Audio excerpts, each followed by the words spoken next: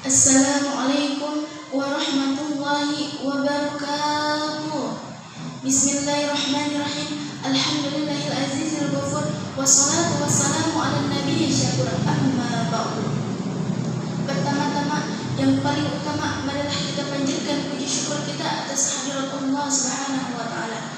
Kedua kalinya salawat beserta salam semoga tercurah limpahkan kepada junjungan alam kita yang gagah, perkasa dan tampan sehingga orang berat menyebutnya the best people, yakni Habibana Karim wa Nabiyana Kanjeng Nabi Muhammad sallallahu alaihi wasallam.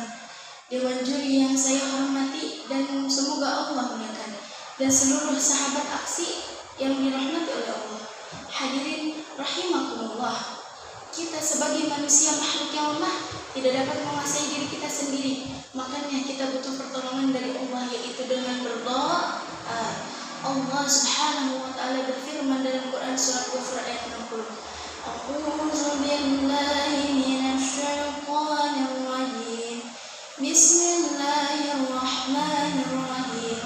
Wa qala rabbukum ud'uni astajib lakum. Innal ladzina yastakbiruna an ibadati sayadkhuluna jahannama dakhirin.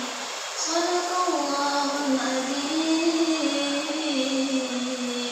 Dalam ayat ini Allah memerintahkan kepada kita untuk berdoa. Tapi tidak hanya itu, Allah pun berjanji akan mengabulkannya. Jangan sampai tak berdoa kepada Allah Ta'ala seakan tidak merasa butuh pada Sang Pencipta. Kalau kita tidak butuh sama Allah, artinya kita sombong. Karena dalam hadis disebutkan Rasulullah SAW bersabda, "Ad-du'a wal ibadah." Doa itu adalah ibadah. Artinya doa adalah media untuk kita meminta pertolongan kepada Allah, karena tidak ada yang lebih mulia bagi Allah selain doa. Lalu apa manfaat dari doa ini?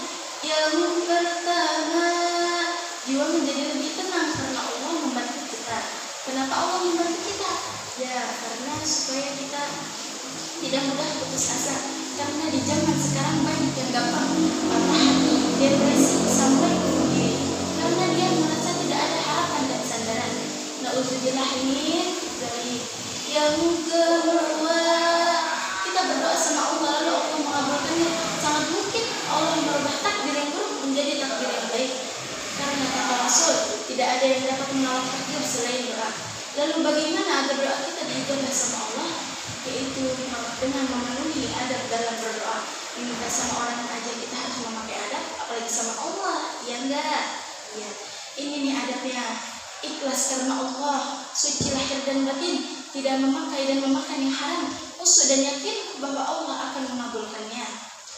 Tapi jangan terburu-buru, karena dalam hadis riwayat Ahmad, doa ini bisa saja diberikan secara cepat, atau selama ia hidup di dunia, atau nanti di akhirat.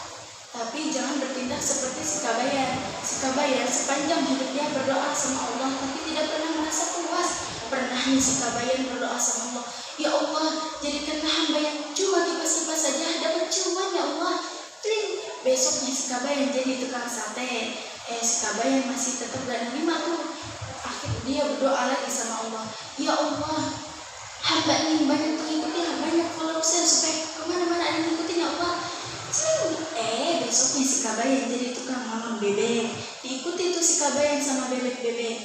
Tapi si kabayan tetap tidak menerima. Akhirnya dia berdoa lagi sama Allah, "Ya Allah, untuk terakhir kalinya hamba ini dikelilingi banyak wanita." Besoknya si kabayan jadi tukang sayur keliling. Tiap hari dikelilingi sama ibu-ibu. Tapi tetap tuh dia menerima. Ampun, kacau si kabayan. Jadi sahabat-sahabat aksi, kita harus terus berdoa kepada Allah, yakin dan sabar, karena Allah tahu pasti apa yang kita butuhkan, bukan apa yang kita inginkan. Mungkin hanya itu yang dapat saya sampaikan. Kurang lebihnya mohon dimaafkan. Wabillahi taufiq wal